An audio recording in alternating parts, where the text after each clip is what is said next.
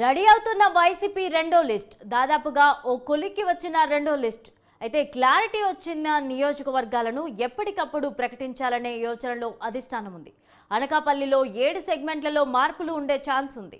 పెదాపురం నుంచి ముద్రగడను బరిలోకి దింపే ప్రయత్నాల్లో వైసీపీ ప్రభుత్వం ఉంది. వైసీపీలో హాట్ టాపిక్ గా మార్పులు చేర్పుల వ్యవహారం నడుస్తోంది. ఉభయ గోదావరిలో అమలాపురం, పిఠాపురం, రామచంద్రాపురంలో మార్పులు చేసే ఛాన్స్ ఉంది.